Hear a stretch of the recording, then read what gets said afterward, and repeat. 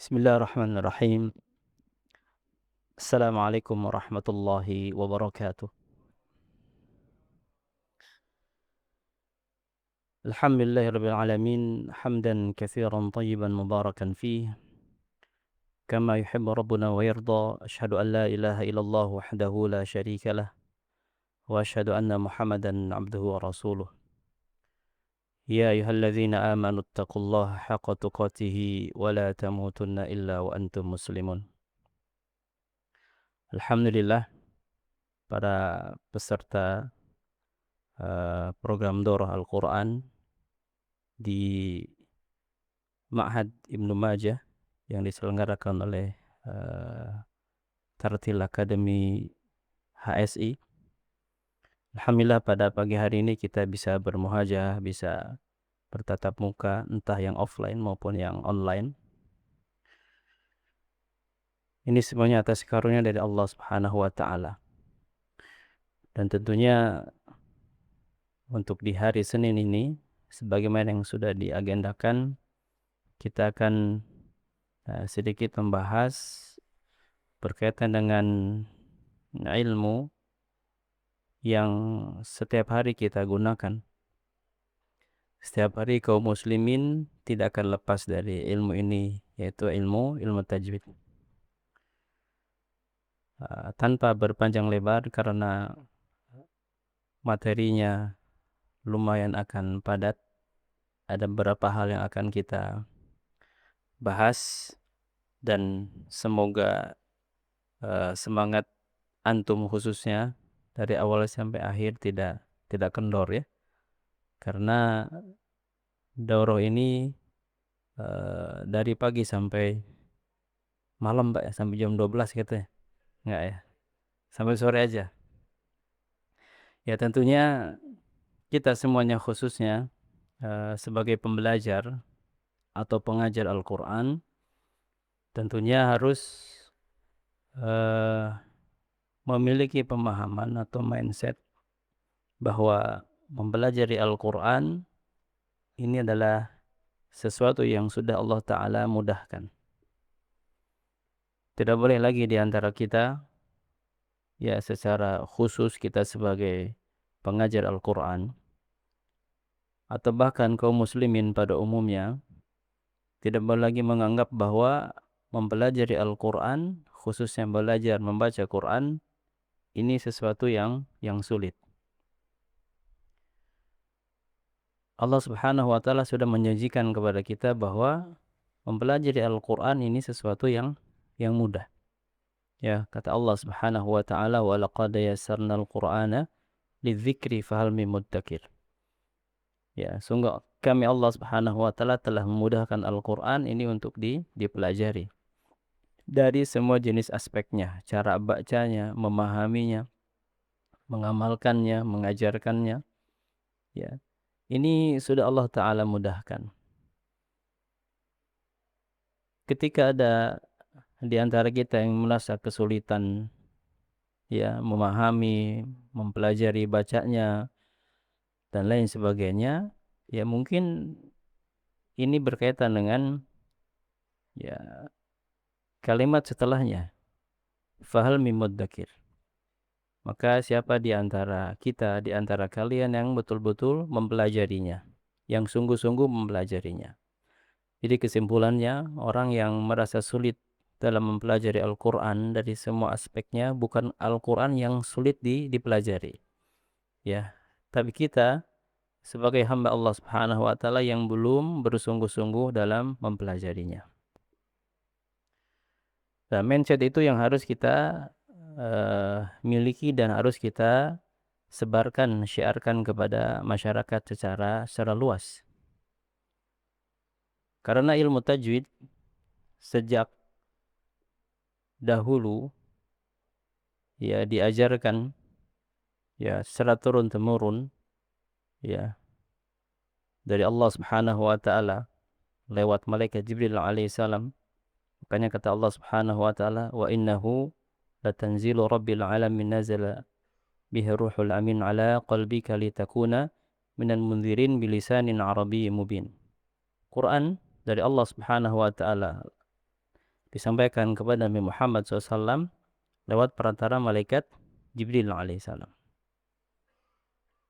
Dan salah satunya, ya, Al-Quran itu diturunkan memiliki tata cara khas dalam membaca. Bahkan dalam tulisan pun Al-Quran sejak awal sudah menjadi tauqifi, sudah menjadi ketentuan dari Allah Subhanahu wa taala. Makanya kata para ulama, Al-Qur'anu quri'a wa kutiba. Ya, Al-Qur'an itu dibacakan kemudian ditulis. Ya, dulu Nabi SAW dalam athar Zaid bin Thabit, ya, sering memanggil, ya, sahabat yang memiliki kemampuan dalam kitabah, dalam menulis. Salah satunya Zaid ibn Thabit radhiyallahu anhu. Zaid pernah dipanggil oleh Nabi SAW ketika Nabi SAW menerima wahyu dari malaikat Jibril alaihissalam. Dan kata Nabi SAW kepada Zaid, "Uktub ya Zaid." Tulislah Zaid. Kemudian Zaid menulis apa-apa yang dibacakan oleh Nabi Muhammad SAW. Jadi Nabi Muhammad SAW membaca ayatnya, kemudian ditulis oleh Zaid. Sebelum Zaid menyampaikan kepada sahabat yang lain, ya, maka Nabi suruh baca dulu, Iqra. Bacalah apa-apa yang sudah ditulis. Ketika bacaan ada yang keliru, ya, fa'aqamahu, maka Nabi SAW membenarkan atau mengkoreksi bacaan Zaid bin Thabit. Setelah itu bahwa Al-Quran baru disebarkan. Ya, makanya kata Al-Mujazzid dalam muqaddimah beliau, wal akhdhu bit tajwid hatmun lazimu wa lam yusahhihil Qur'ana athimu li'annahu bihil ilahu anzala wa hakadha minhu ilaina wasala. Jadi Quran secara bacaan itu turun-temurun sejak Nabi Muhammad SAW sampai kepada kita, itu terjaga bacaannya. Ya. Kemudian para ulama, ya, melakukan penelitian dari sekian banyak bacaan-bacaan yang datang, ya, itu dihimpun menjadi, kalau kesimpulannya ada sekitar 10 ragam bacaan, dikenal dengan Al-Qira'at Al-Ashar. Ya, dengan berbagai riwayatnya, dengan berbagai thariqahnya. Ya. Tapi secara umum ilmu tajwidnya sama. Secara umum ilmu tajwidnya sama, apalagi di makharid dan sifat semuanya sama. Nah, jadi mindset bahwa Quran mudah dipelajari sesuai dengan yang dicontohkan oleh Nabi Muhammad SAW, ini betul-betul harus menjadi dasar kita, dan ini akan kita syiarkan kepada masyarakat. Ya. Dan kita harus memiliki keyakinan itu. Kalau tidak memiliki keyakinan itu, berarti, ya, kita menganggap Allah Subhanahu wa taala berdusta. Ya, karena kata Allah, sudah janji Allah Subhanahu wa taala bahwa Quran mudah untuk dipelajari. Ya, maka kita harus yakin dengan janji itu dan kita buktikan. Ya, tapi syaratnya fahal mim muddakir. Kita harus bersungguh-sungguh, ya, dalam mempelajarinya. Ya. Nah, kemudian ada satu pertanyaan. Kira-kira belajar tajwid itu butuh waktu berapa lama? Cung, ada yang bisa jawab?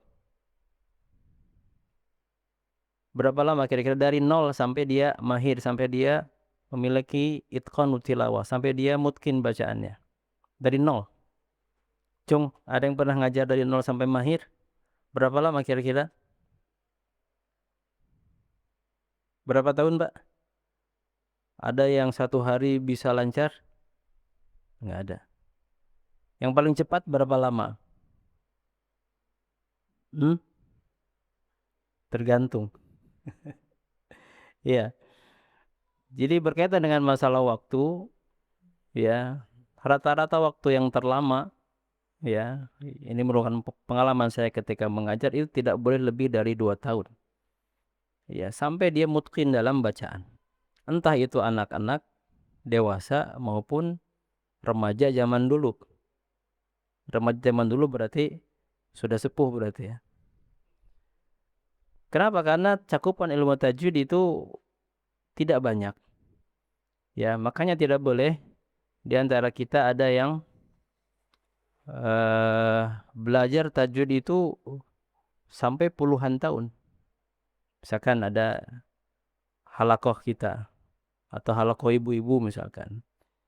Ibu-ibu mau kemana? Mau belajar tahsin. Oh, Masya Allah, sudah berapa lama halaqah tahsin ibu-ibu? Ini udah jalan 10 tahun, Ustaz. Belajar tajwid 10 tahun kira-kira prestasi atau bukan? Bukan. Ya, tidak boleh kita belajar tajwid sampai menghabiskan waktu puluhan tahun. Kalau belajar qiraat bolehlah.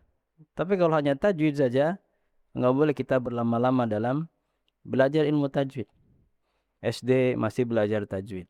SMP masih belajar tajwid. SMA masih belajar tajwid. Sampai sekarang pun kita sudah usia di atas 40-50 tahun masih belajar tajwid. Jadi kurikulum tajwid itu sampai sebanyak apa sih sampai membutuhkan waktu puluhan tahun. Dan kita nanti akan tahu bahwa ternyata cakupan ilmu tajwid ya itu apa saja nanti insya Allah kita akan bahas. Nah, kita nanti akan bahas definisi tajwid supaya kita tahu bahwa tajwid itu apa. Ya, kalau kita sudah tahu tajwid itu apa secara definisi bahasa, secara istilah, maka kita akan mengetahui batasan ilmu tajwid.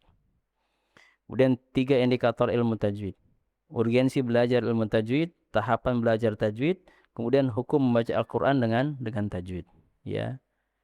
Ini harus kita ketahui. Yang pertama definisi tajwid, ya ini sudah pada mafhum semua, ya.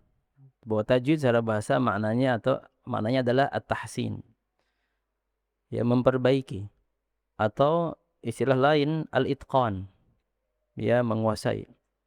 Ya, makanya Syekh Aiman Rusdi Suwaid beliau punya qanat, punya channel di YouTube namanya ya Itqan Tilawatil Quran. Dan secara istilah, nah ini banyak disampaikan dari beberapa kitab tajwid para ulama. Kalau Al-Mujazari beliau menyampaikan di bab tajwid.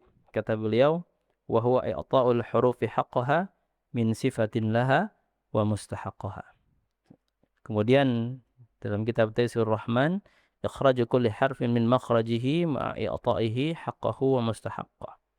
Kalau kita tahu definisi tajwid, insyaallah kita akan tahu apa saja cakupan dari ilmu tajwid. Tajwid adalah mengeluarkan setiap huruf dari tempat keluarnya. Ya. Bagaimana cara mengucapkan huruf dal, bagaimana cara mengucapkan huruf zal, huruf sin, huruf shin, huruf sad dan lain sebagainya. Ya. Kemudian juga dengan memberikan sifat hak dan mustahak. Ya. Jadi huruf itu memiliki hak yang harus ditunaikan. Ya. Hak huruf adalah sifat yang dia melekat pada huruf. Ya, yang sering dinamakan dengan sifat apa? Sifat lazimah atau sifat asliyah atau sifat dzatiyah. Yang para ulama membagi menjadi dua, ada yang memiliki lawan dan ada yang tidak memiliki lawan. Ya, al-hams lawannya al-jahr, al-isti'la lawannya istifal, itu hak huruf. Kemudian mustahaqqah dengan memberikan sifat mustahak. Sifat mustahak sering dinamakan juga oleh para ulama dengan sifat al-'aridah. Sifat 'aridah, sifat yang muncul sewaktu-waktu karena sebab. Ya, misalkan ada sifat tafkhim dan tarqiq. Tafkhim dan tarqiq, walaupun dia berlawanan, tafkhim lawannya tarqiq, tapi dia bukan termasuk hak. Kenapa? Karena tafkhim dan tarqiq muncul karena apa? Sebab. Ya, misalkan ada ra, huruf ra. Ya, secara hak ra ini hurufnya sifatnya apa? Isti'la atau istifal? Isti'la atau istifal huruf ra? Istifal. Tapi ra bisa nggak dibaca tafkhim? Ra bisa nggak dibaca tarqiq? Nah, ra kapan dia dibaca tafkhim, kapan dia dibaca tarqiq, itu termasuk mustahab. Kenapa? Karena ra dibaca tafkhim, dibaca tarqiq muncul karena sebab. Apa sebabnya? Ra ketika fathah, berarti fathah menyebabkan ra menjadi tafkhim. Ra kasrah, berarti kasrah menyebabkan ra menjadi tarqiq. Seperti itu. Ya. Makanya para ulama berbeda pendapat ketika ada apa sifat awal dari huruf ra. Misalkan di antara mereka ada yang mengatakan al-aslu fir ra at-tafkhim. Jadi sifat asli huruf ra itu adalah tafkhim. Ya, salah satunya Imam Syatibi, Imam Jazari mengatakan bahwa sifat asli ra itu ternyata tebal, tafkhim. Tapi ada ra yang dibaca tarqiq. Alasannya kenapa? Karena dalam Al-Qur'an kondisi ra yang dibaca tafkhim itu lebih banyak. Kalau orang yang mengatakan al-aslu fir ra at-tarqiq, sifat asli huruf ra adalah tarqiq. Kenapa? Karena ra adalah harfun min huruf al-istifal. Huruf yang termasuk dia huruf apa? Istifal. Dan istifal tarqiq. Kata siapa tarqiq? Ya, faraqiqan mustafilan. Kata Al-Mujazari. Setiap huruf yang memiliki sifat istifal maka dibaca tarqiq. Ya. Nah, dari sini kita bisa menentukan atau memastikan 3 indikator baca Al-Quran sesuai dengan tajwid. Nah, ini nanti antum jangan bingung lagi. Ustadz Afwan, kalau baca Quran sesuai dengan tajwid itu apa saja ya yang harus dipenuhi? Jangan banyak-banyak, cukup sampaikan 3 ini saja. Ya. Jadi kalau kita ingin membaca Quran sesuai dengan tajwid, pertama pengucapan huruf dari segi makhrajnya harus benar. Yang kedua adalah hurufnya harus diberikan sifat lazimah, sifat yang memiliki lawannya. Ya, yang satu huruf minimal punya 5 sifat. Contoh huruf ra lagi. Ra dia jahar, ra dia tawassut, ra dia istifal, ra dia apa? Infitah, ra dia idlaq, ra dia takrir. Satu lagi ra dia inhiraf. Kenapa ana contohkannya huruf ra? Karena ra yang paling banyak, ada 7 sifat yang harus kita tunaikan ketika mengucapkan huruf ra. Itu namanya sifat apa? Sifat lazimah. Ya, yang para ulama nanti kita akan bahas yang memiliki lawan dan tidak memiliki lawan. Jadi ketika kita membaca huruf ba misalkan, coba ba. Nah, kita lihat makhraj huruf ba dengan intibaqu syafatain, dirapatkan bibirnya. Coba ab. Sudah sesuai dengan makhraj kan? Berikutnya ketika ba sukun, tunaikan sifatnya. Ya, dia jahar, tidak boleh ada angin. Ab. Dia tidak boleh mengalir suaranya. Ab. Karena dia syiddah. Oh, dia mantul, qalqalah, ab. Nah, itu namanya sifat. Paham ya? Tayyib. Berikutnya yang ketiga adalah berikan sifat aridah. Yang sifat aridah ini ada 2 sebabnya. Sifat aridah karena sifat yang sewaktu-waktu muncul karena sebab, dan sebabnya ada berapa? Ada 2. Pertama sebabnya adalah sifat lazimah, yaitu isti'la dan istifal. Isti'la dia menghadirkan tafkhim. Yang setiap huruf isti'la dibaca tafkhim. Jadi tafkhim ini sifat apa tafkhim? Sifat hak atau mustahak? Hak atau mustahak? Contoh huruf shad, coba so, as-so. Jadi huruf isti'la, betul? Tafkhim atau tarqiq? Kenapa shad dia dibaca tafkhim? Karena huruf isti'la. Paham ya? Jadi tafkhim ini pada huruf shad salah satunya menghasilkan sifat tafkhim. Dan tafkhim itu merupakan sifat mustahak yang asalnya dari mana? Isti'la. Paham ya? Berikutnya misalkan sifat yang dia muncul, sifat mustahak yang muncul karena sifat lazimah yang lawannya isti'la, istifal afwan. Istifal hurufnya selain isti'la. Ya. Setiap huruf istifal apakah dia tarqiq? Setiap istifal apakah tarqiq semuanya? Tidak. Kenapa? Karena ada 3 huruf istifal yang dia bisa dibaca tafkhim. Ya. Tapi huruf istifal ya kebanyakan dia tarqiq. Makanya kata Al-Jazari faraqiqan mustafilan. Ya. Kalau dalil isti'la tafkhim wa harfal isti'la'i fakhim. Dan huruf isti'la maka tafkhimkanlah. Ya. Nah, semua huruf istifal kecuali yang 3 alif, lam dengan ra itu dibaca tarqiq terus. Nanti insyaallah kita akan bahas di pembahasan halatul huruf. Nanti huruf hijaiyah itu ada yang selalu tebal, ada yang selalu tipis, tapi dia bisa tebal bisa tipis. Ya. Baik. Berikutnya adalah penyebabnya adalah alaqatul huruf, hubungan antar huruf. Ya. Dan ini alaqatul huruf tidak setiap sama seperti tafkhim dan tarqiq, tidak semua keadaan itu dibaca tafkhim, dibaca tarqiq. Contoh huruf ra dia kadang tafkhim, dia kadang tarqiq. Nah, hubungan antar huruf ini contoh misalkan di nun sakinah, nanti kita akan bahas nun sakinah, nun sukun. Ya, nun sukun ketika ketemu huruf hijaiyah apakah semuanya dibaca izhar? Tidak.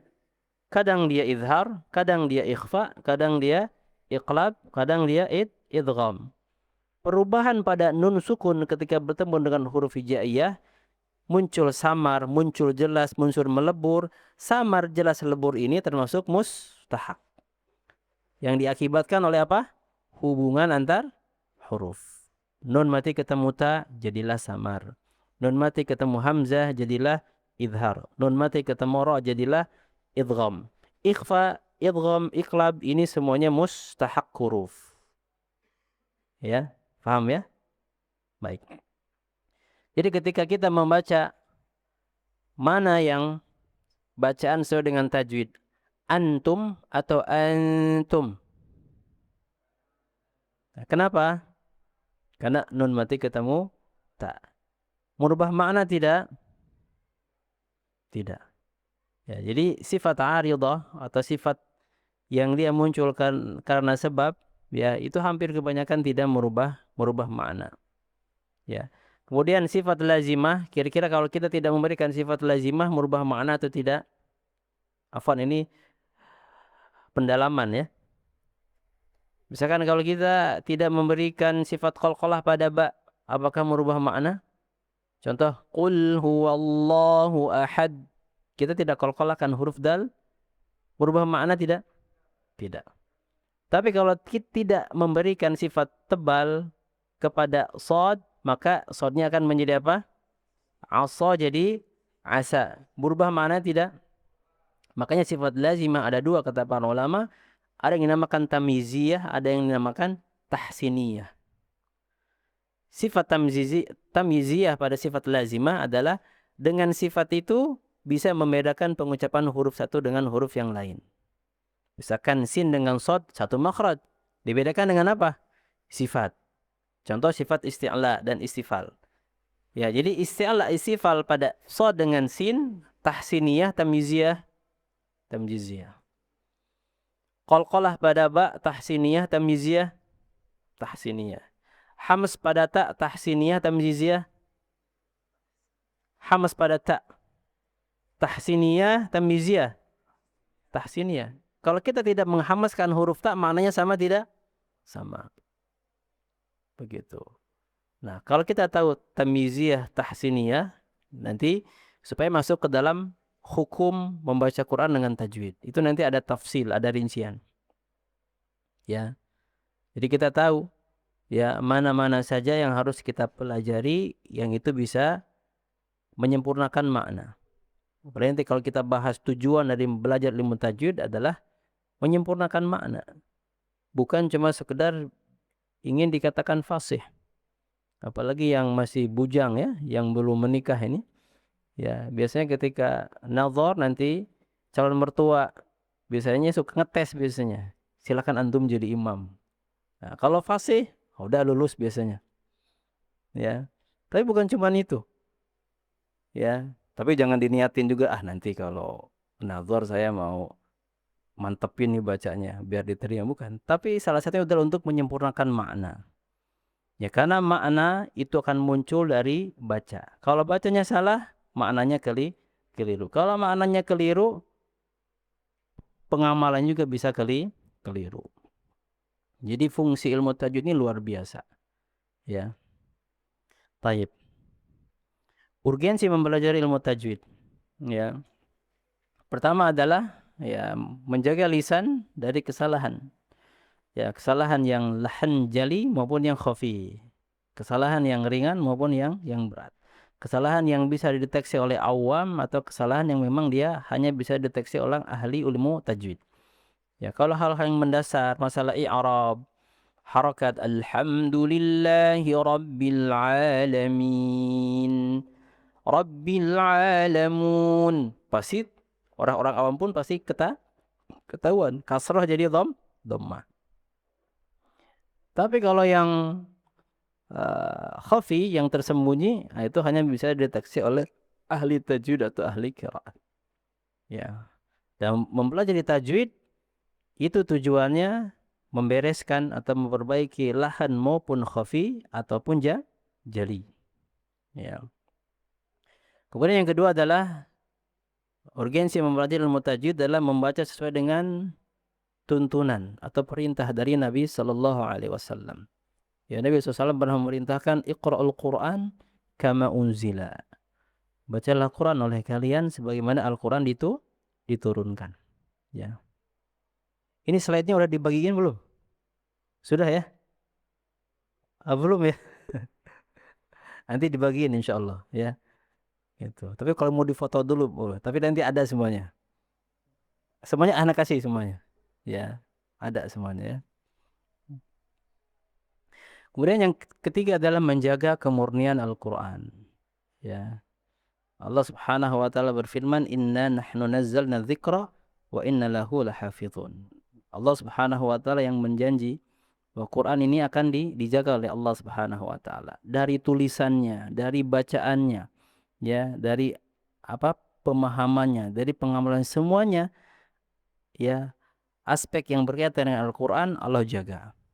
Ya, alhamdulillah, ya 14 abad lebih sampai dengan sekarang bacaan salah satunya bacaan Quran masih terjaga keasliannya. Salah satunya dengan apa? Ilmu tajwid. Walaupun kita tidak bertemu dengan Nabi Muhammad SAW, tapi bacaannya masih terjaga. Ya, secara praktek maupun teori. Ya, secara praktek maupun teori. Ya. Kemudian yang keempat adalah memperindah bacaan. Ya, jadi bacaan Al-Quran itu indah bukan dengan suara, tapi dengan apa? Dengan tajwid. Ya, kata Al-Jazari, wa huwa aidan hilyatut tilawati wa zinatul adai wal qiraati. Tajwid ini fungsinya adalah ya menjadi penghias dari suara bacaan yang dikeluarkan. Ya. Jadi indah dan tidaknya bacaan seseorang, bacaan Quran seseorang bukan dari suara. Suara itu bonus. Suara itu bonus. Tapi yang berindah, ya kesempurnaan hurufnya, mizan hurufnya, keseimbangan hurufnya, ketartilan bacaannya, itu adalah ilmu tajwid, bukan suara. Karena begitu banyak yang suaranya bagus ketika baca Quran sedih ya. Pernah Raja Dangdut baca Quran, sedih saya dengarnya itu, ya. Padahal suaranya sudah diakui seluruh dunia. Ya, kalau ada titel profesor, beliau mungkin sudah jadi profesor di bidang suara. Ya, karena tidak ada yang mengalahkan. Tapi ketika baca Quran, ya tidak bisa menjadikan suara indahnya itu menjadi indah bacaan Quran. Ini bukti. Ya. Yang berikutnya adalah memberikan hak dan mustahak setiap huruf. Ya, jadi huruf itu harus kita tunaikan haknya. Harus kita tunaikan mustahaknya. Ya. Oh ya, bedanya hak dan mustahak apa? Ada yang tahu? Secara makna. Yang makna itu nanti akan menjadi pemahaman kita. Kalau hak, ya, kalau setiap orang berhak itu semuanya. Tapi kalau mustahak atau antum pernah mendengar mustahik? Apa itu mustahik? Yang berhak menerima zakat. Apakah semuanya mustahik? Tidak. Yang berhak menerima zakat kalau ada sebab. Nah, makanya itu bedanya hak dengan mustahak. Kalau hak tanpa sebab pun harus ditunaikan. Tapi kalau mustahak harus ada sebab. Ya. Dari Al-Fatihah sampai An-Nas kita tunaikan hak-hak hurufnya. Ketika huruf dia bergandengan dengan huruf yang lain, ya secara hak dan mustahak kita harus tunaikan. Ya. Kemudian berikutnya adalah menyempurnakan makna Al-Quran. Karena kesalahan dalam membaca, makharid, sifat tamyiziyah, itu bisa merusak makna. Ya, nanti kita bahas di pembahasan fasahatul huruf, bagaimana cara membaca huruf sesuai dengan makhraj dan sifat. Kalau salah dalam dua hal itu nanti bisa berdampak pada makna. Ya. Jadi pintu utama ketika kita ingin memahami Quran apa? Baca dulu. Pintu utama kalau kita ingin mengamalkan Quran, ya baca dulu. Tidak mungkin ada orang yang langsung faham tanpa membaca. Ya, apalagi membaca Quran, ini tilawatul Quran ibadah. Membaca Quran ini bernilai ibadah di hadapan Allah Subhanahu wa taala. Yang terbata-bata juga pahala. Yang salah juga dapat pahala. Ya, kata Nabi SAW, "Alladzi yaqra'ul Qur'an wa yatata'adha wa huwa fihi wa huwa 'alaihi syaqun afwan lahu ajran." Ya, barang siapa yang dia terbata-bata dalam membaca Quran, wa huwa 'alaihi syaq, bahkan merasa kesulitan ketika membaca. Ya, kata Nabi SAW, lahu ajran, maka baginya dua pahala. Ya, kata Syekh bin Bas rahimahullah, dua pahala ini adalah pahala dari per hurufnya. Sebagaimana sabda Nabi SAW, ya, man qara harfan min kitabillah falahu hasanah wal hasanatu bi asyri amsalihha. Satu huruf bernilai satu pahala, satu kebaikan. Satu kebaikan dilipat gandakan menjadi 10. Itu pahala per hurufnya. Kalau kita membaca Bismillahirrahmanirrahim, ada berapa huruf? Dikali 10 berapa? Alhamdulillahi Rabbil Alamin. Berapa huruf? Hamdalah. Yang dihitung jangan Bismillah aja. Hamdalah juga hitung semua. Sampai An-Nas. Ya. Biar kita tahu saking banyaknya huruf yang kita baca, Masya Allah. Pahalanya Masya Allah. Kemudian pahala yang kedua kata Syekh bin Baz rahimahullah, ya, dari masyaqqahnya. Ya, jadi kesulitan dia dalam belajar, dalam membaca. Sulit dalam membaca itu masyaqqah. Ya. Dan setiap orang apakah lahir ke dunia ini langsung mahir baca Quran? Enggak ada. Pasti semuanya belum bisa baca Quran. Nah, ketika proses masyaqqah, kesulitan dalam membaca, dalam belajar, ya, itu berbanding lurus dengan pahala yang diberikan oleh Allah Subhanahu wa taala, berbanding lurus. Ya, makanya ini harus menjadi penyemangat bagi kita, ya. Yang terbata-bata harus sering baca Quran. Karena pasti yang sering baca Quran pasti lancar. Ya. Walaupun harus ada bimbingan. Jangan sampai nanti lancar dengan salahnya, tapi lancar dengan benarnya. Ya, karena ada yang dia belajar otodidak, rajin baca Quran, ya, dia lancar. Tapi banyak salah. Ya, tetap harus dibimbing. Ya. Taib. Dan berikutnya adalah tahapan belajar tajwid. Dari mulai awal sampai mahir. Dan ini semuanya kurikulum dipakai oleh, ya, masyayikh dalam tajwid, ya, ustadz dalam ilmu tajwid, pasti tidak lepas dari tiga ini. Ya, kalau yang tingkatannya pemula berarti kita harus mengantarkan, ya, fulan ini dari nol sampai dia lancar membaca. Kalau di Indonesia banyak metodenya, ada Iqra, ada tilawati, ada qiraati, banyak. Tapi semuanya itu pasti berkaitan dengan keadaan huruf, halatul huruf. Orang yang tidak lancar baca Quran atau tidak bisa membaca Quran kalau dia tidak mengetahui huruf dan tidak tahu keadaan-keadaan huruf dalam Al-Quran. Dia tidak tahu fathah, kasrah, dhammah, sukun, tasydid, tanwin. Kalau blank masalah itu, pasti nggak akan dia bisa baca Quran. Ya. Atau dia sudah tahu fathah, kasrah, dhammah. Ya, tapi karena belum mahir, belum lancar, belum terbiasa membaca, maka dia terbata-bata pastinya. Ya, nah, orang yang terbata-bata dalam baca Quran, jangan dulu dikasih makhraj sifat. Tapi dia dikuatkan dulu pondasinya, yaitu keadaan huruf. Ini sangat penting sekali. Ya. Jangan ada kita buka halaqah tahsin, bapak ibunya masih pemula, langsung belajar Muqaddimah Al-Jazariyah. Yaqulu raji afi rabbin sami'i, Muhammad ibn Al-Jazari Syafi'i. Ya, pasti bapak-bapak barho, tahu barho? Bubar poho kalau kata orang Sunda. Atau sirem. Dia posisinya sirem, di sisi bari perem. Jadi pojok kurungan tuh kata gitu. Dan itu tidak ada asarnya, tidak ada pengaruh terhadap bacaannya dia. Itu hanya maklumat, hanya pengetahuan saja. Ya. At-tajwid huwa tatbiq. Tajwid itu praktek. Ya, jadi jangan banyak omong kosongnya ketika ngajar tajwid, itu harus banyak prakteknya. Ya, jangan banyak teorinya. Teori itu hanya diberikan kepada orang-orang yang dia sudah lancar baca Quran, kemudian dia ingin mengajarkan sebagai apa?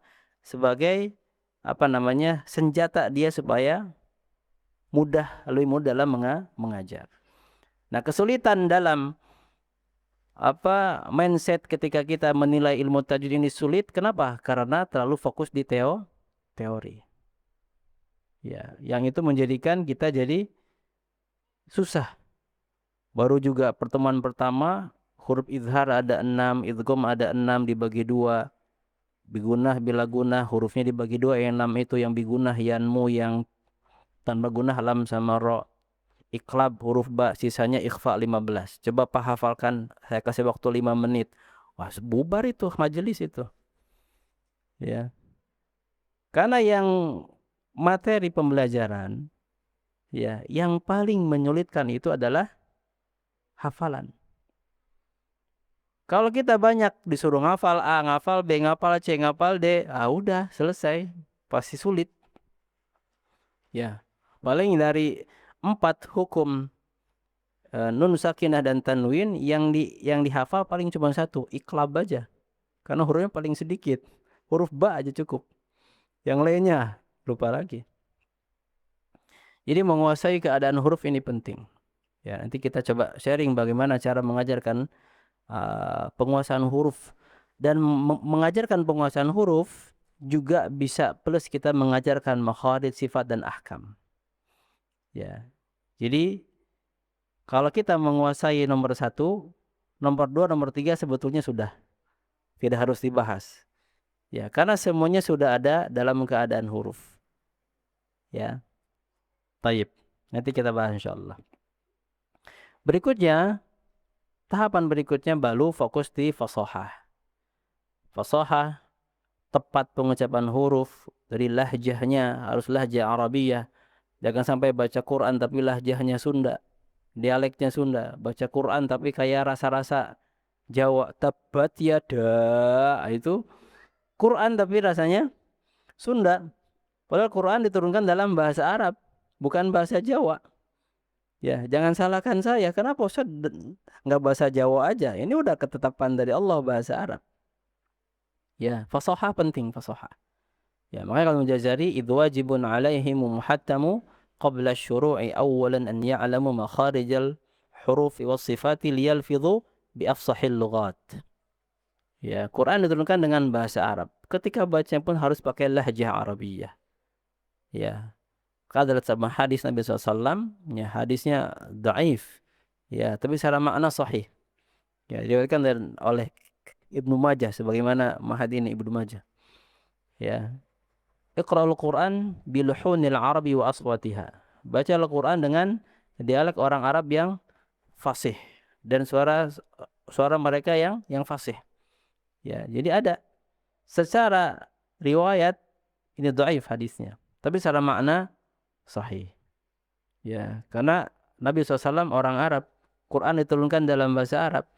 Ya, dan Allah menegaskan bahwa Quran diturunkan dengan bilisanin Arabiyyin mubin. Ya, bilisanin Arabiyyin fasihin. Ya. Itu nanti fokus di pembahasan makharij dan sifat. Ya. Nah, insya Allah nanti juga kita akan bahas. Berikutnya adalah menguasai hukum bacaan. Ya, hukum-hukum bacaan yang nanti insya Allah kalau di sini kita akan bahas di Tuhfatul Atfal. Ya, kalau fasahah nanti kita bahas di Manzumah Al-Jazariyah. Karena di Tuhfah tidak ada fasahah, tidak ada pembahasan makhraj sifat. Ya, baik. Nah, 3 ini saja sudah cukup. Ya, tahapan pertama, tahapan kedua, tahapan ketiga.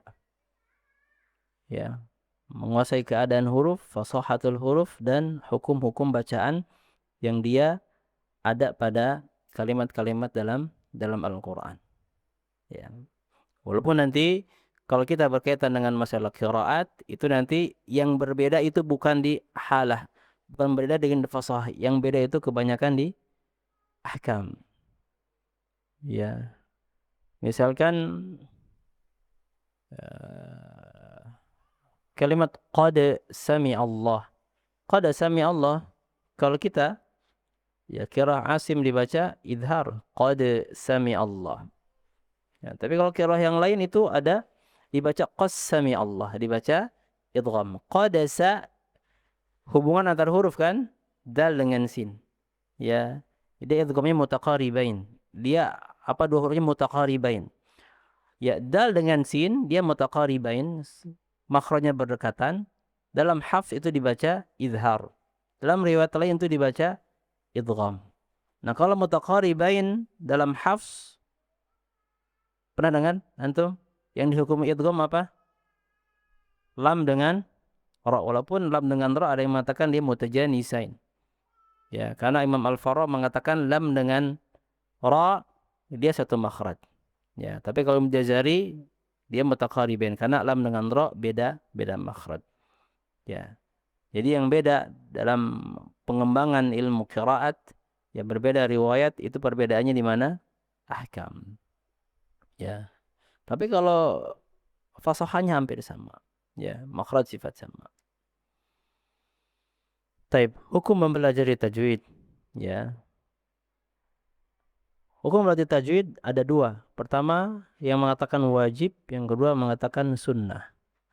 Tidak ada yang mengatakan baca Quran tanpa tajwid tidak apa-apa. Ya, dia menyalahi sunnah walaupun tidak sampai dosa. Ya. Seperti sholat duha sunnah kan? Kalau tidak melaksanakan sholat sunnah duha tidak sesuai dengan sunnah aja, tidak menjalankan sunnah. Bukan tidak apa-apa. Rugi dia. Ya, tidak dapat pahala sunnah. Yang mengatakan wajib, ini kebanyakan yang mengatakan wajib adalah para ulama qiraat. Ya, para ulama qiraat mereka mutasyaddid dalam hukum membaca Quran sesuai dengan tajwid. Ya, salah satu dalil mereka adalah warattilil Qur'ana tartila. Ya, bacalah Quran dengan tartil. Apa bedanya tajwid dengan tartil? Kalau tajwid dia satu indikator dalam tartil. Kalau bacaan tartil tidak hanya tajwid saja. Karena tartil itu ya kalau menurut Ali bin Abi Thalib yang banyak dinukil dalam beberapa kitab tajwid ya sering menukil qaulnya beliau, perkataan beliau. Ya, kata Ali bin Abi Thalib bahwa tartil itu dia tajwidul huruf wa ma'rifatul wuquf. Jadi tajwid itu tartil itu baca Quran sesuai dengan tajwid kemudian mengetahui tempat-tempat berhenti. Ya. Makanya ada pertanyaan, apakah ilmu waqaf termasuk ilmu tajwid? Jawabannya apa? Ilmu waqaf termasuk ilmu tajwid bukan? Cung yang termasuk. Nah, berarti semuanya mengatakan ilmu waqaf bukan termasuk ilmu tajwid, betul. Karena ilmu tajwid itu cuma 3 tadi. Makharijul huruf, sifatul huruf, dan ahkamul huruf. 3 itu saja. Ya. Waqaf itu termasuk tartil. Ya.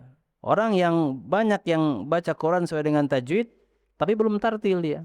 Banyak atau banyak sekali? Banyak, karena dia wakafnya sembarangan. Betul sesuai dengan tajwid, tapi tidak tartil bacanya. Ya, maksudnya berhentinya sembarangan, maknanya menjadi salah dan lain sebagainya. Ya, makanya ya makna tartil itu kata para ulama dalam beberapa tafsir mereka ada 3.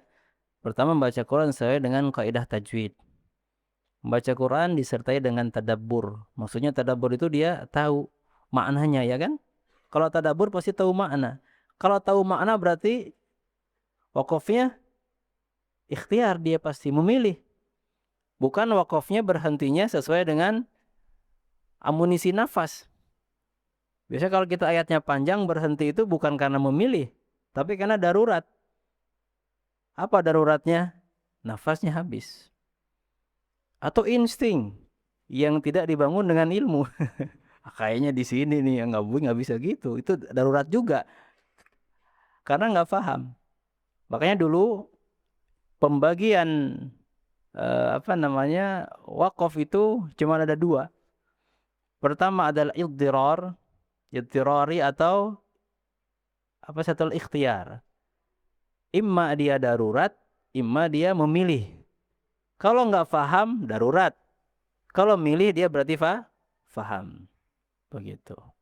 Nah, kemudian ditambahkan dua lagi oleh para ulama, ada ikhtibari, satu lagi intidhari. Ya. Tapi kalau dulu dilihat dari segi Dari segi kebiasaan manusia, ya pasti wakaf itu dua itu saja, darurat dan pilihan. Ya. Kemudian juga membaca disertai dengan pengamalan. Ya, makanya disebutkan dalam beberapa tafsir, yuhallilu ma halalahu wa yuharrimu ma haramahu. Menghalalkan apa-apa yang dihalalkan dalam Quran dan mengharamkan apa-apa yang diharamkan oleh Allah dalam Al-Quran. Itu makna tartil. Jadi tartil itu levelnya di atas dari tajwid. Ya. Baik. Kalau kita mengajarkan wakaf dalam ilmu tajwid, itu belum pas. Kalau kita ingin mengajarkan wakaf dalam tajwid, ajarin dulu bahasa Arab. Baru bisa memahami ilmu wakaf. Wakaf tam, kafi, hasan. Yang tidak ada keterkaitan i'rab, tidak ada keterkaitan makna, tidak ada keterkaitan lafaz. Kita akan tahu tidak ada keterkaitan i'rab, makna, lafaz dari mana? Pemahamannya dari mana? Dari bahasa Arab. Begitu. Nah, makanya harusnya orang yang dia fokus di ilmu tajwid, dia pasti harus naik level kemana? Ke tartil. Makanya salah ketika orang yang dia rajin menghabiskan waktunya untuk belajar tajwid, tapi dia kurang semangat dalam kelas bahasa Arab. Padahal kelas bahasa Arab itu bisa mengantarkan dia posisinya naik level dari tajwid menjadi tartil. Ya, makanya kalau kita melihat dulu para ulama qiraat pasti ahli bahasa Arab. Ya, bahkan salah seorang ulama qiraat untuk Al-Imam Mukisai, ya termasuk Imam Mukisai ini qiraatnya gharib, qiraatnya asing sekali. Ya, berbeda dengan karakter qiraat imam yang lainnya. Karena asing, Imam Mukisai beliau pemahaman bahasa Arab tidak begitu mendalam. Banyak ditanya tentang ini kenapa baca begini, kenapa baca begini. Ya, kemudian beliau termotivasi untuk mendalami ilmu bahasa Arab. Maka kalau antum pernah belajar bahasa Arab, ya faidah atau kaidah bahasa Arab itu banyak dinukil juga dari Al-Imam Kisai, qala al-Kisai dalam kaidah bahasa Arab. Masya Allah. Ahli qiraat plus ahli lughah, ahli bahasa. Makanya orang yang rajin belajar tajwid, dia harus lebih rajin dalam belajar bahasa Arab. Ya. Ini harus ditanamkan di masyarakat.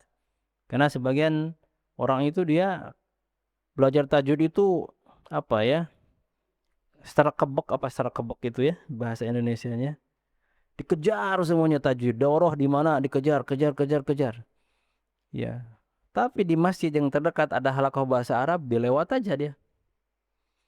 Ya, memburu sanad tuhfah, sanad jazariyah, sanad syatibiyah, sanad hafs, sanad waras, sanad semuanya diburu. Ya, tapi ada kelas bahasa Arab di depannya nggak ikut. Nah, ini keliru di situ. Ya. Baik. Kemudian pendapat sunnah, hukumnya sunnah. Ya, nah hukumnya sunnah, yang wajib ada berapa tafsir ya.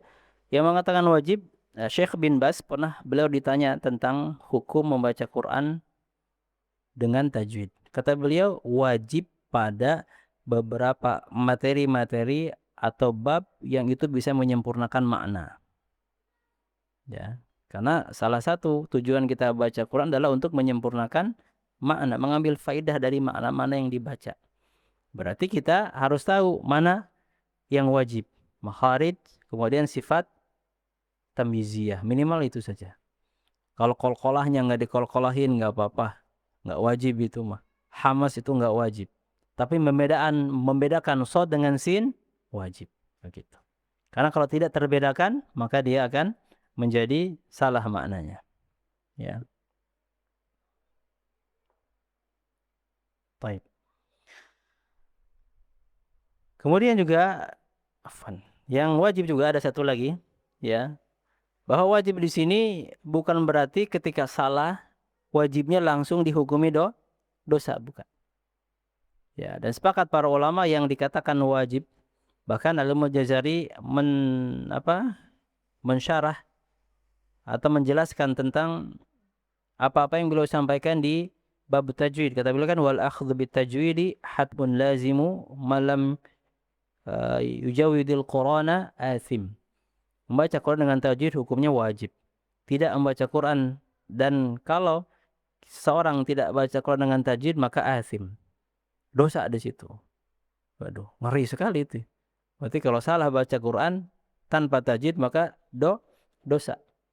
Ya, makanya kalau ada seorang ustadz yang menyampaikan ini salah penyampaiannya, bahaya ini.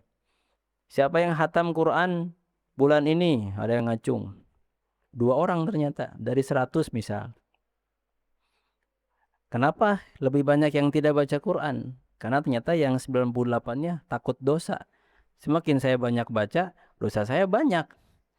Karena tadi salah baca Quran, dosa.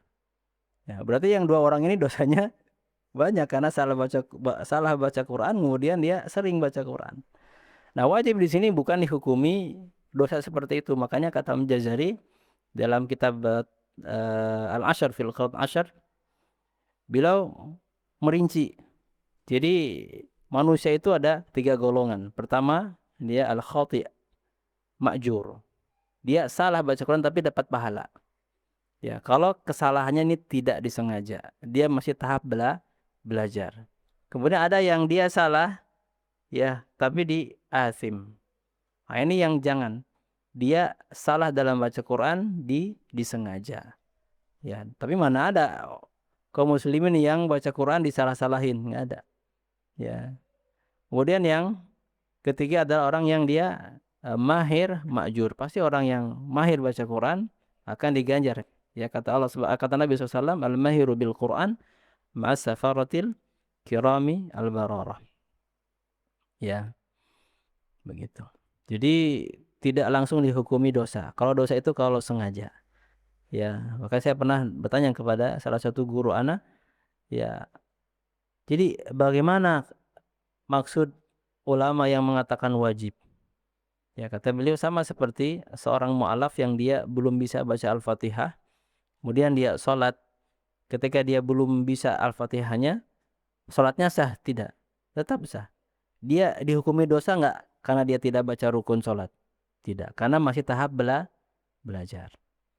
Nah, kemudian kalau sudah tahu bacaan kita salah, tapi tidak ada proses dalam belajar, itu khawatir ada unsur kesengajaan. Ya, beliau mencontohkan dengan ada seseorang di depan itu ada lubang. Hari pertama karena tidak tahu di depannya lubang, dia jatuh lubang itu.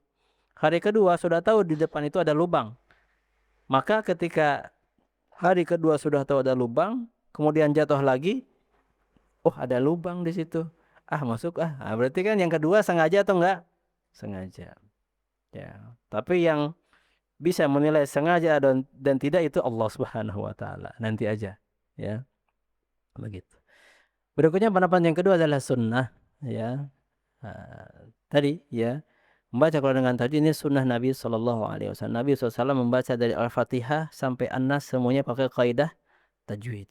Ya, dan kata Syekhul Islam Ibnu Taimiyah, ya rahimahullah, membaca Quran sesuai dengan bacaan Nabi SAW ya sunnah mutaba'ah. Ya. Jadi harus betul-betul mencontoh bacaan Nabi SAW karena hukumnya apa? Sunnah. Qalqalah dia tidak merubah mana kalau tidak dikolkolahkan. Tapi mana baca qalqalah sesuai dengan sunnah? Dipantulin. Ahad. Tidak boleh ahad. Kalau ahad tidak sesuai dengan sunnah. Kenapa? Karena Nabi SAW membaca ahad mantul. Ya begitu. Tapi tidak merubah makna. Ya. Baik. Oke. 6. Kita materi didikan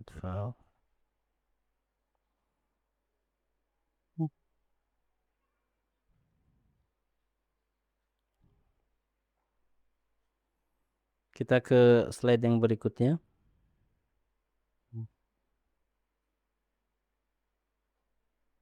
Waduh, ini kanvanya gratisan soalnya. Oke, kita masuk ke pembahasan mana? Wah, itu nggak ada di.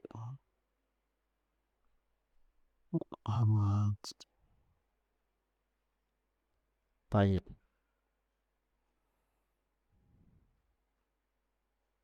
Tadi materi 1. Type. Ya. Sekarang kita masuk karena waktunya terbatas ya. Kita nanti jadi jam 10 tapi kita lanjutkan. Sekarang kita masuk ke pembahasan halatul huruf. Lancar membaca Quran dengan menguasai 6 keadaan huruf. Ini penting sekali. Berarti kita sebagai pengajar Quran ya harus bisa atau mengetahui tahapan-tahapan ini. Dan bagaimana cara mengajarkan dengan baik, cara mencontohkan dengan baik. Ya.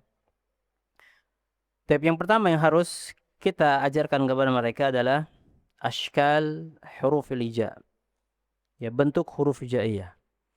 Ya, kenapa? Karena yang kita pelajari adalah Al-Quran yang dalam berbahasa Arab, maka tentunya huruf-huruf Arabiyah kita harus ajarkan. Bentuknya plus pengucapannya. Bentuknya plus pengucapannya. Dan tidak boleh kita tahu bentuk tapi pengucapannya salah. Karena banyak di antara kita yang mengajarkan, dan ini merupakan hal yang fundamental ketika di awal, itu bermudah-mudah dalam mengajarkan huruf hijaiyah. Yang penting mirip aja suaranya. Misalkan alif, ba, ta, sa, jim, ha, ho, dal, misalkan begitu. Tidak sesuai dengan kaidah bagaimana orang Arab membaca dengan fasih, itu ponasinya akan akan kurang kuat.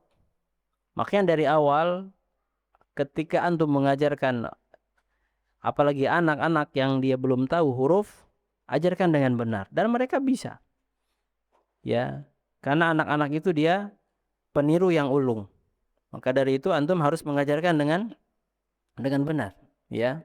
Nah, ini anak dapat ya. Dan dulu ketika anak membaca huruf hijaiyah kepada salah seorang syekh, ternyata hampir salah semuanya. Ya, hampir salah semuanya. Ya. Kalau ada bacaan Quran bersanad, nah ini baca huruf bersanad ini. Ya, ada satu huruf satu sanad, berarti 29 huruf ada berapa sanad? 29. Ba fathah satu sanad, ba kasroh dua sanad, ba dhammah dua sanad. Ya, kebanyakan sanad. Yang penting bacanya benar, Pak ya. Baik, mulai dari huruf hija, ya ada jumlahnya ada 29. Ya. Coba kita bacakan, coba alif, a, bukan a, alif, a. Dari fathah juga harus fathah Arabiyah dari awal. Coba salam, halal, alif. Nah, begitu. Jangan salam, halal, alif. Nah, itu lahjah. Coba alif, hamzah, ba, ta, fa. Baik. Bacaan panjang dalam karakter orang Arab tidak boleh jeda. Ba, ta, sa, nggak boleh gitu. Ba, ta, sa, nggak boleh. Jangan ajarkan anak-anak begitu. Mengalir. Coba ba, ta, sa, jim, ha, ho, dal, zal, ra, zai, sin, shin, sod. Ajarkan anak-anak kita sod ada qalqalah yang di belakang. Jangan sod, sod, tapi sod, dad, ta, dha, ain, ain, ghain, fa, qaf, kaf, lam, mim, nun, waw, ha, ya, begitu. Ya, pengennya satu-satu dicek ya, tapi nggak bisa ya. Husnuzonnya pasti semua insyaallah ya. Nah, kemudian juga bisa antum kasih tanbih. Ya, mulai dikenalkan mana yang tipis, mana yang tebal. Yang mana yang tipis, mana yang tebal. Yang biru ini tebal terus. Yang putih tipis terus. Yang pink kadang tipis, kadang tebal. Sesuai dengan keadaan. Nah, cara menebalkan ini penting di awal. Karena yang akan kita ajarkan ini adalah bukan bahasa keseharian kita. Ya, kita harus mengajarkan dialek. Kita harus mengajarkan lahjah. Ya, dan lahjah ini penting di awal. Ya, ada huruf tipis dan huruf tebal. Ya, cara menebalkan, ya para ulama, ya minimal ada dua cara menebalkan. Pertama dengan yatasa'adu sautu ilal hanakil ala, mengangkat suara ke langit-langit mulut. Contoh huruf kho, coba kho. Huruf qaf, ko, ko, ko. Jadi nggak boleh ka, salah, tapi ko. Suaranya kemana? Ke atas. Kemudian tebal juga, karena setiap tebal itu tafkhim, maka kita baca yang tebal pasti harus tafkhim. Apa definisi tafkhim? Dia imtila'ul fammi bisoda'is sawut. Ya, memenuhkan mulut kita dengan gema-gema suara. Ya, jadi ngebas, gem suaranya. Coba ko. Taib. Walaupun nanti ada marotibnya ya, ada marotibnya. Coba ko, dha, ka, ko, dha, ka. Beda. Jangan sampai ka, tapi ka. Istifal namanya. Ya, nanti diperkuat di pembahasan fasahah. Dan berikutnya, setelah mengetahui huruf semuanya, ya, ini mau anak-anak, mau remaja, mau sepuh, semuanya harus bisa membaca alif, hamzah, ba, ta, tha, jim, ha, kha, dal. Ya, dan jangan pakai irama, apalagi irama upin ipin. Alif, ba, ta, sa, jim, ha, ho, dal. Bukan hanya sekedar hafal. Anak-anak kan tuh bisa. Misalkan kita harus menyenangkan anak-anak. Kata siapa anak-anak senang gara-gara begitu? Enggak. Ya. Anak-anak itu alif, hamzah, ba, ta, sa, jim. Apalagi antum pakai apa namanya? Pakai tangan itu Masya Allah. Ya. Nah, agak cepat ya afwan. Halatul huruf al-mutaharrik, keadaan huruf berharakat. Ya, jadi ketika setelah kita mengajarkan semua jenis huruf dengan pengucapan yang benar, baru berikutnya kita menanamkan bagaimana mereka supaya bisa membaca harakat. Ya, harakat itu nanti ada dua. Ada harakat asliyah, ada harakat far'iyah. Ya, harakat asliyah dan far'iyah dua-duanya ada dalam Al-Quran. Tapi kebanyakan harakat asliyah. Harakat asli yang tidak dibaca sempurna, maka dia akan menjadi far'iyah. Salah satunya imalah. Makanya harus sempurna. Ya, nanti akan diperkuat di pembahasan al-jawf nanti insyaallah. Karena setiap harokat dia keluarnya di mana? Makhraj al-jawf. Fathah Arabiyah dia fathah mutawasithah kata Abu Amr Ad-Dani.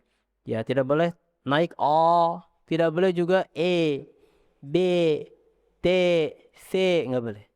Dia mutawasit. Coba a, ba, ta, sa, ja, ha, ho, ja, ha, ho. Bedanya yang tipis ke tebal dirahang. Di mana dirahang. Ada istilah para ulama, ada rahang tipis, rahang tebal.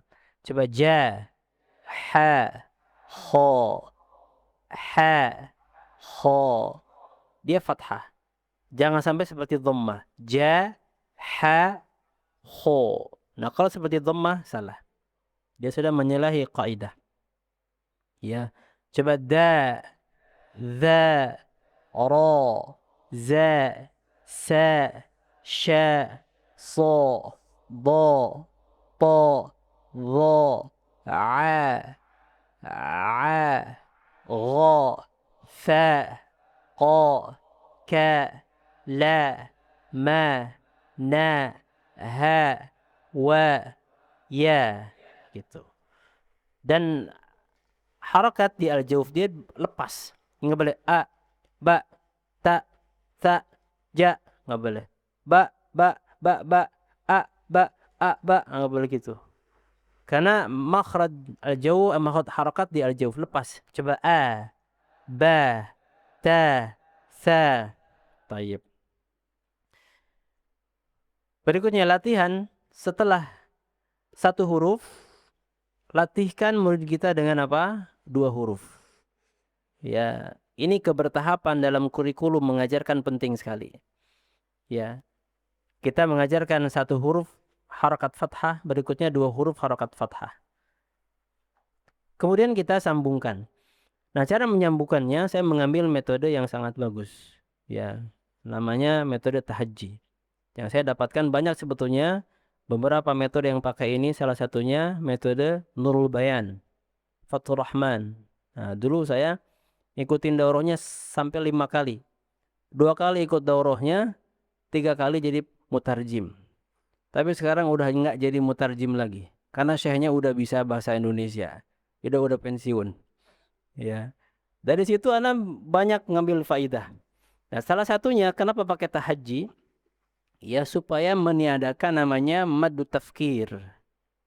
Tuh antum mad tafkir panjang yang diakibatkan mikir. Namanya mad tafkir. Karena anak-anak orang yang belum lancar baca, ya, yang dia belum lancar, dia mikir.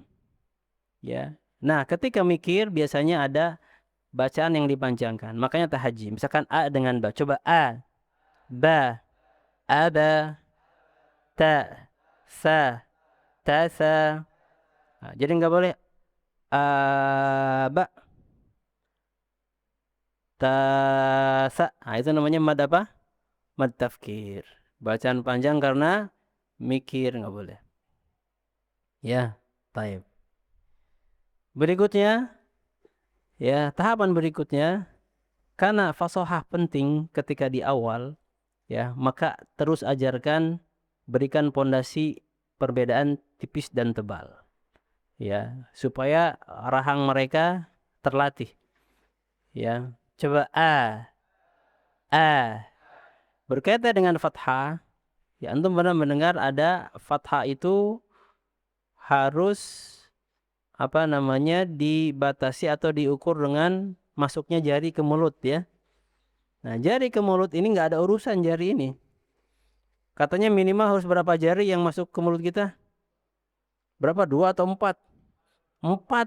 Pernah saya itu harus 4. Coba masukkan 4 jari antum, gini. Apalagi kalau jarinya jempol semua. Tidak ada batasan jari harus masuk berapa enggak. Ya. Apalagi dijadikan tolak ukur benarnya fathah enggak. Ya. Ingat kaidah dari para ulama sangat penting sekali. Yang namanya bacaan Quran itu adalah intiqalus saut ila saut akhar. Permindahan suara ke suara yang lain. Enggak ada cara-cara ini tangan harus masuk berapa, enggak ada. Yang penting suaranya serak udah selesai. Ya. Jadi tidak ada harus gimana bibir harus maju segimana, enggak ada. Yang penting suaranya sudah ya sesuai dengan yang diinginkan oleh syekhnya, khalas begitu. Ya. Coba a, ho, Akho. Perpindahan coba kho, akho, gho, agho, qo, aqo, so, aso, do, ado, to, ato, vo, avo, ro, aro. Coba ba, kho. Antum bareng-bareng. 1, 2, 3. Ba, kho. Mhm. Nah. So, so, wo, so, so, Vo. Sampai sini cukup. Sampai sini ya mungkin kita sudah bisa membaca fathah, kemudian sudah bisa ya teknis bagaimana membaca tipis dan tebal. Berikutnya tambah materinya dengan ya 3 huruf. Nah, kalau 3 huruf sudah bisa mengambil contoh dari Al-Quran. Kalau 3 huruf sudah bisa mengambil contoh dari Al-Quran. Dan sebagus-bagusnya metodologi adalah contoh-contohnya diambil dari Al-Quran. Ya, jangan mengambil kalimat-kalimat yang tidak ada dalam Al-Quran. Ya, sebisa mungkin yang ada dalam Al-Quran. Walaupun misalkan kosakatanya ada dalam bahasa Arab, tapi kalau tidak ada dalam Al-Quran, jangan dipakai. Karena cakupan ilmu tajwid adalah kalimat-kalimat dalam Al-Quran dari Al-Fatihah sampai An-Nas. Coba sa, la, sala, fa, salafa. Nah, dia fathah semua. Dan pakainya kalau harakat dia kasrah, fathah, dhammah, gabungan dari itu masih pakai tahajji. Ya. Salafa ada dalam Quran, kasyafa ada dalam Al-Quran, kataba juga ada dalam Al-Quran. Ya, jangan kasih bata, bataqo, bataqo. Bataqo adanya di mana? Di material. Atau ada saja, ada saja. Ada saja, ada itu fathahnya, tapi nggak ada dalam Al-Quran. Ya. Kemudian kalau kita ngambil contoh dari Al-Quran, ya, bukan hanya kita langsung praktek Quran, tapi juga kita dapat pahala. Baca salafa beda dengan baca batako. Kalau batako nggak ada pahalanya. Tapi kalau salafa ada pahalanya. Ya. Perhatikan coba sa, la, sala, fa, salafa. Perhatikan jangan sampai salafa, salafa. Semuanya sama. Sa, la, fa, salafa, ka, sya, kasha, fa, kashafa, ka, ta, kata, ba, kataba, da, kho, dakho, la, dakhala. Gerakan lambat. Dakhala, dakhala. Masya Allah. Kalau anak-anak baca begitu, Masya Allah. Ya, jangan salapa, kasyapa, kataba, dahola. Ya, fasoha itu harus ditanam sejak usia dini. Sejak usia dini. Type yang bawah, yang ada 2 kalimat. Coba ikuti. Ja'a, ja'a, la, ja'ala, wa, qa, waqa, ma, waqama, ra, waqamara. Perhatikan wa, qa, ma, ra. Tipis tebal, tipis tebal. Jangan waqamara, waqamara. Atau waqamara, waqamara. Salah juga. Tapi wa, qa, ma, ra. Ja'ala waqamara. Masya Allah. Ya, tebal tipis sudah bagus. Ini pondasi fasohah. Sabara wa ghafara. Jangan wa. Sabara wa ghafara. Sabara wa ghafara. Baik, Masya Allah. Ini pasti, udah pasti semua ini. Ya. Taib kasrah. Ya. Tadi fathah secara bahasa maknanya dia apa namanya? Fathul fam. Membuka mulut sempurna. Yang nggak boleh tapi lepas salam, halal, alhamdulillah.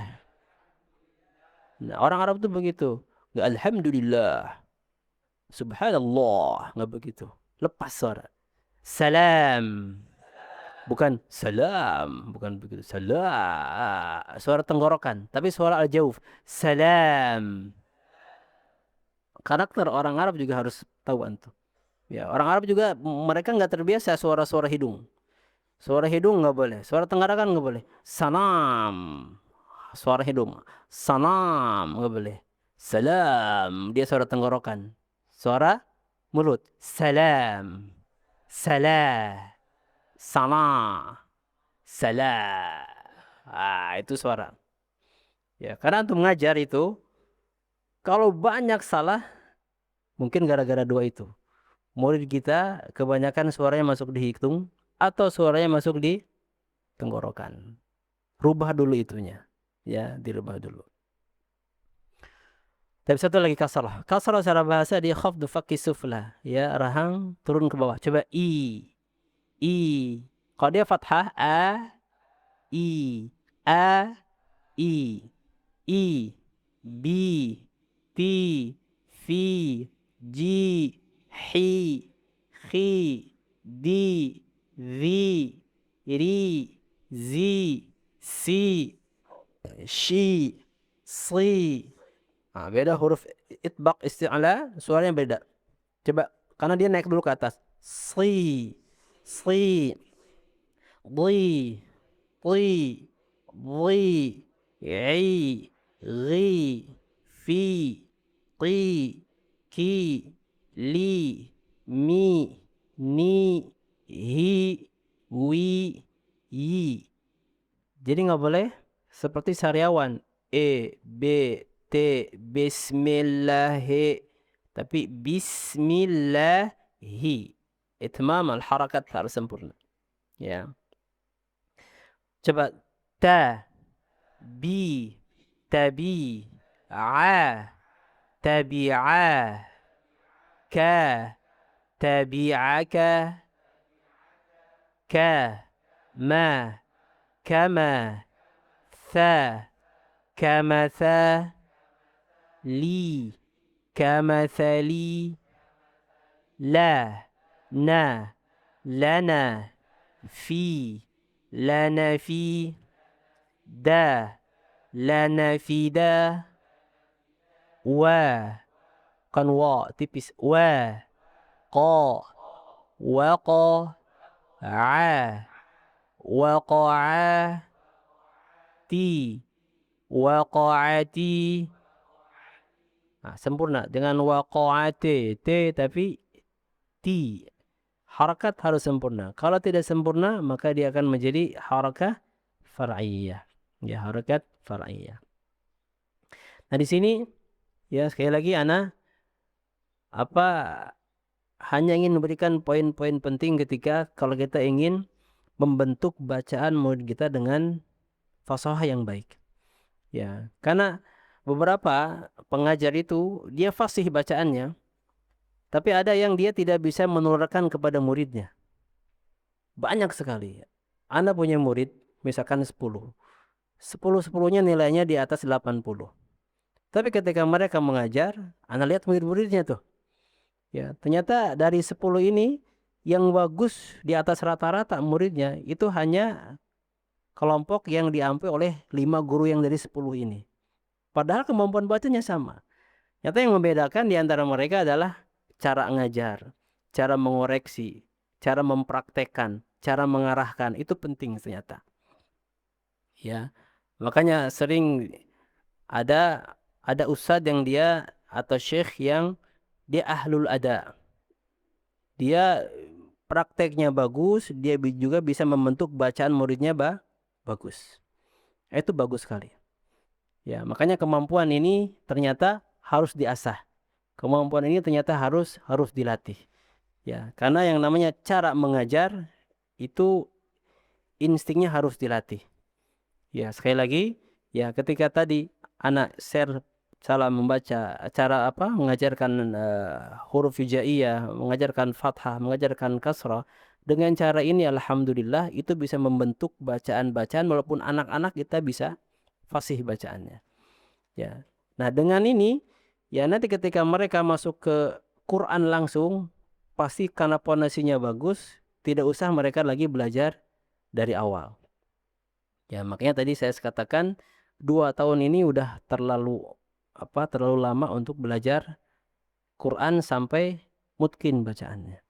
Ya, makanya 2 tahun selesai. Entah antum punya lembaga pendidikan, entah antum punya TK, SD, SMP. Kalau bisa 2 tahun belajar di lembaga antum, tajwidnya selesai. Sekarang ada kelas 1, kelas 2, kelas 3 dia udah hafalan. Ya, jangan sampai masuk di SMP di tes bacaannya masih belepotan. Nanti di SMP belajar tajwid lagi. Belepotan lagi, masuk SMA ada tajwid lagi, belepotan lagi. Jadi dia nggak selesai-selesai satu kurikulum khususnya dalam ilmu tajwid. Insya Allah nanti kita akan lanjutkan ya. Ada materi-materi yang penting nanti yang harus disampaikan, khususnya bekal untuk kita semuanya, khususnya antum sebagai orang yang mengajarkan Al-Quran. Ya, wassallallahu ala nabiyyina Muhammadin wa ala alihi wa sahbihi ajma'in. Ya, assalamualaikum warahmatullahi wabarakatuh.